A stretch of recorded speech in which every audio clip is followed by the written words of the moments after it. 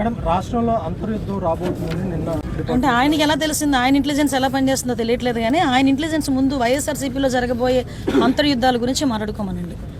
మా అంతర్యుద్ధాల గురించి మాట్లాడుకుంటే తర్వాత మా అంతర్యుద్ధాల గురించి తర్వాత అతను మాట్లాడవచ్చు. కానీ ఒకటి మాత్రం క్లియర్గా చెప్తున్నామండి, నాకు నోరు ఉంది కదా, నోటికి వచ్చినట్టు మాట్లాడేస్తాను అని అనుకోవడానికి ఇంతకుముందు గవర్నమెంట్ కాదు.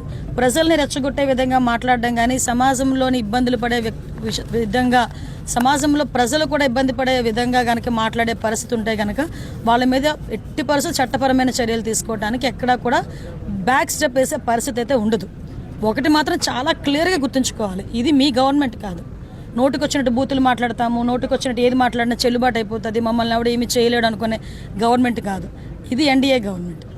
ఎన్డీఏ గవర్నమెంట్లో తప్పు చేసిన వాడు ఎవడైనా కూడా శిక్ష ఒకలాగే ఉంటుంది. నువ్వు నోటికి వచ్చినట్టు రెచ్చగొట్టే విధంగా మాట్లాడతాము, దానికి మాకు సంబంధం లేదు, మీరు మమ్మల్ని ఏమీ చేయలేరంటే కనుక ఊరుకునే ప్రసక్తి అయితే ఉండదు.